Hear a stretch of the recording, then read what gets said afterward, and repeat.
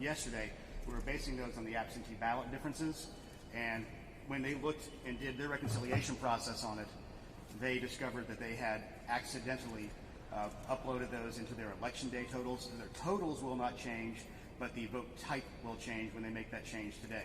So outside of that, we don't have any other numbers that we are aware of. But again, I want to remind everybody, we have ballot curing processes through today for absentee ballots, verification process for provisional ballots, and we can still get any military or UOCAVA ballots in by close of business today if they were postmarked on Tuesday, election day.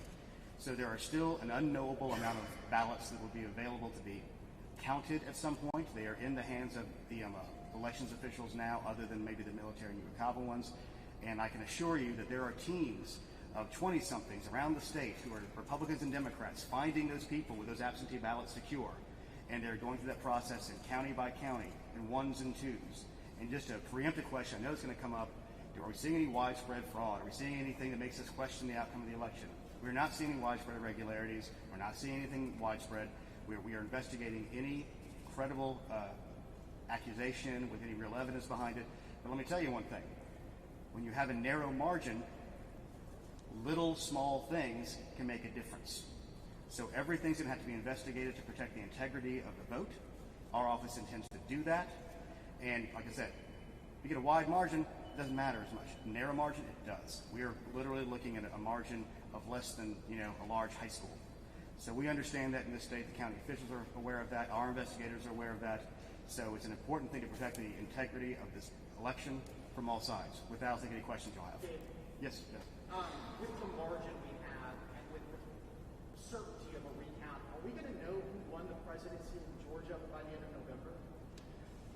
With the timeline we have laid out, essentially, let's go through the timeline again. So we should be able to know by the end of November because, remember, we have a mid-December deadline in order to seat electors.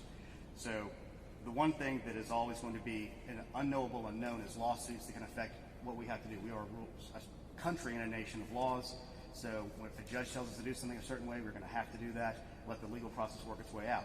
But given the laws we have now and the situation and posture that we are in today, today is the last day to cure all those absentee ballots, get the military and overseas in, and then verify the provisionals. So that gets you your outer bound of these. Then you have the situation where the counties need to certify their election. So they take that, they give us a bunch of paperwork, they do the reconciliations, they make sure they have everything right. And trust me, these people work very hard at it. Again, they are all very tired, but we work with them very diligently to get that in as fast as we can.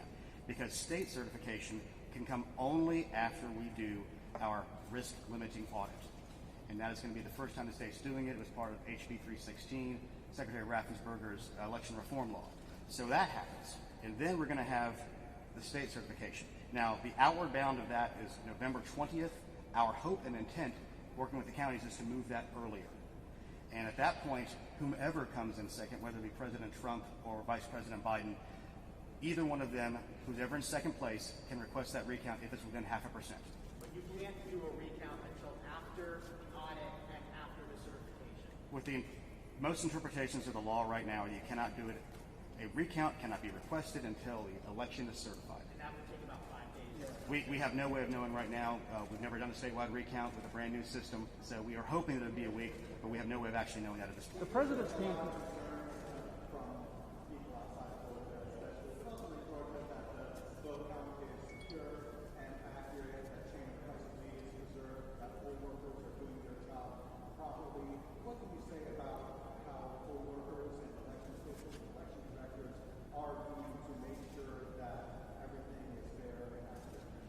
We have 159 election directors, thousands of poll workers, election workers, hundreds of volunteers on adjudication panels. They are all in there, as the Secretary noted. This is a public process. You can watch everything that's happening. They have paperwork, there's certifications, there's reconciliations, there's paperwork on top of paperwork in many cases, so we know how many ballots there are. One of the things we know from Wednesday night on, we knew the basic amount of ballots that were there. With the slight moving target of the military coming in, the absentee ballots being cured, and the potential provisionals, because those are all essentially unknowable at the end of the night on Tuesday. People ask the question, well, why can't you know exactly how many you have? Because it's impossible, because the law allows for these things to be done to protect the ballots of those who we really want to make sure get the vote. So in general, and specifically, this office has worked very hard through the reforms in HB 316, which also allow for notifications to be immediately sent out for ballots that are received towards the end of the process that need to be cured. People talk about it's a 3-day cure process on this, and that's not the case. What it is, if you send in your ballot early, you can have a month-long cure process if it comes in that way. That's why I was always encouraging people to do that as early as they possibly could. But our office and the counties have many, many safeguards and many, many guardrails built up over many years to ensure the integrity of the vote. Yes, ma'am.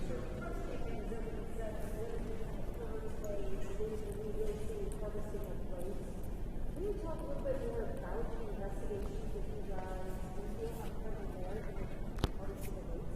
Well, I'm not going to talk about an ongoing investigation at this time. But harvesting votes for a recount would be difficult because you already have the outward edge of what the recount already showed, or the original count already showed. Yes, sir.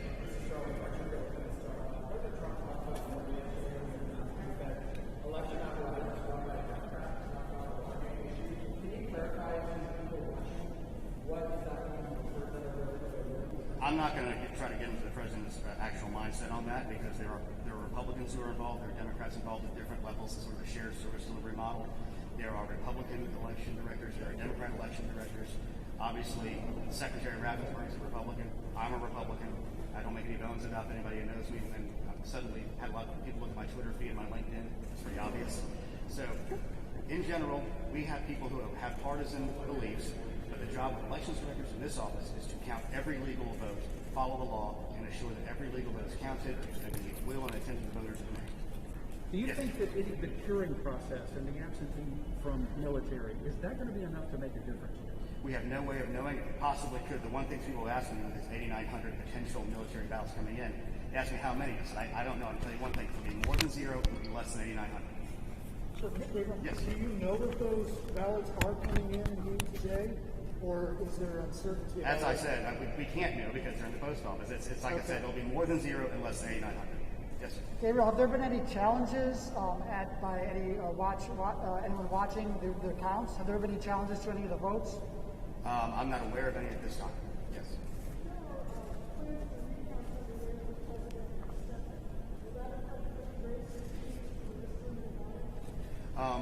Here's the situation.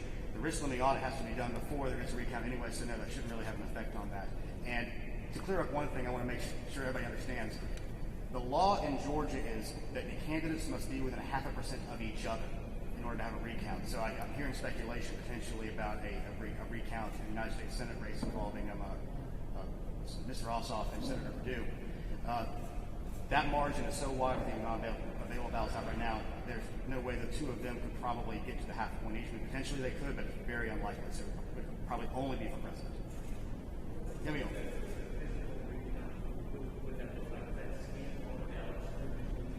You're going to let me get into my fun geek time now to go over the SEB rules that we outlined when we passed this law. This is the way it's going to work. As I mentioned to y'all yesterday, the Secretary directed that we procure in the original procurement the high-speed ICCs, which are the high-capacity, high-speed scanners that will be used at the central offices for this recount. Now, how we're going to do that is we're going to take a deck of ballots. We're going to have this hand-counted going by what is written on the human-readable portion of that, or the readable portion of that. We'll tally those, and we'll get a count, write it down. And we'll then run those through the scanners, and they ought to match.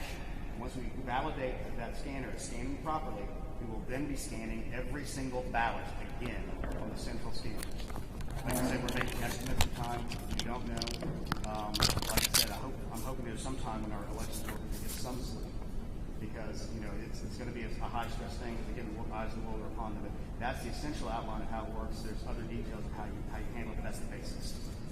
Yes. Voters about the issue where they showed up on Tuesday and they were told they had already been voted. Are you aware of that issue? We are aware that there's a couple of places we've heard about potentially happening. We don't know exactly why yet. It could be a simple thing as on the poll pad it searches first name, last name, and date of birth. So they could have been looking at the wrong person, not realizing it immediately. Because like I said, the poll workers are human. And human beings are involved on this level, so there can be errors in those. We are obviously looking at other data to see if there's anything that can be discovered about why it might have happened. Anybody else? Yes, sir. Yesterday you told us You again? You again, yes, sir. yesterday you told us there were 3,900 provisional ballots in Fulton County. Do you have the breakdown of provisional ballots in any other counties in the state? I do not right now. We're trying to get that, but again, we're trying to leave the elections officials and directors to their actual counts. Yes, sir. Real quick, maybe 4,000.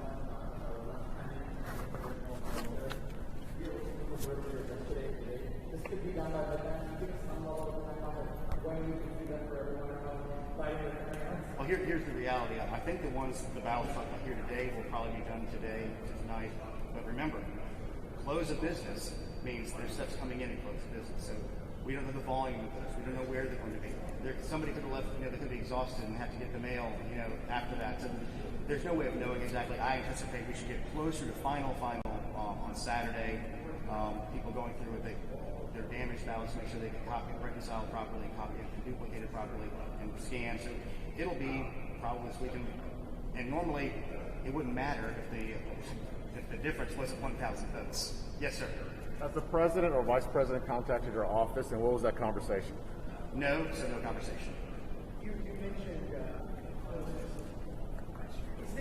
we're hearing a lot about the counting of ballots in Georgia and the speed of counting them. Is this a county problem, or is this simply a matter of the margin, the fact that it's so close to the election? There's two things in here.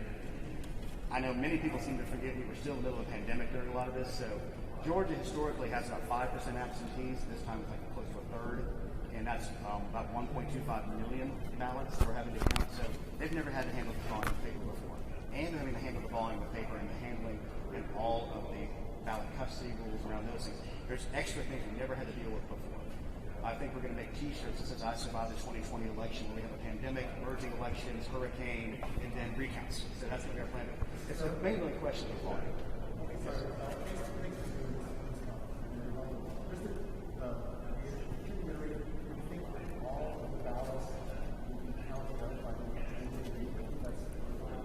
Again, we can't know what's happening in all 109 counties. I mean, the only state with more counties than us is Texas. So we anticipate most of it will be. And the problem is they can find a couple things within the reconciliations. That's why you have certification to get to that final number. And we're trying to get the counties to certify as fast as they can so we can move to a risk limiting audit so that we can certify as fast as we can and move to what looks like a likely recount called by either one of the second place candidates.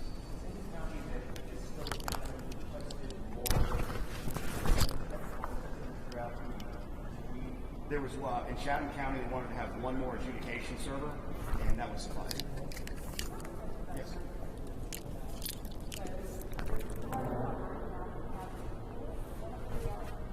About 17,000.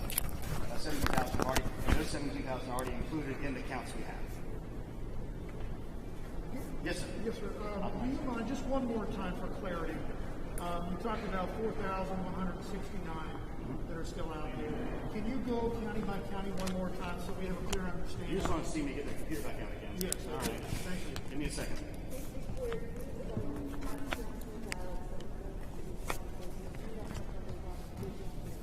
Correct, except for there are 400 election day ballots that are included in the Gwinnett totals. That's the only other difference. All right, so we'll start from the top. Cherokee, 150. Cobb, 75. Floyd, 444. Gwinnett, approximately 3,500. And for a total of 4,169. Absentee. Absentee, except for 400 of the ones in Gwinnett that were a part of the early voting that they had to rescan. Okay. All right. Anybody got anything else? All right, there you go.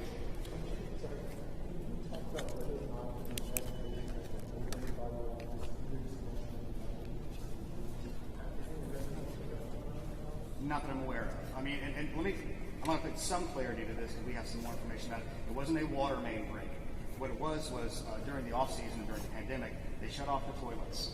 And they were turned off, and there was a leak that got around one of the edges of the shut-off valves. And over time, and it's just kind of like we said, we got hit with a hurricane. I'm going to add a water leak to be on my T-shirt, I think, surviving election 2020. All right, anything else? All right, thank you. Thank you. Yeah.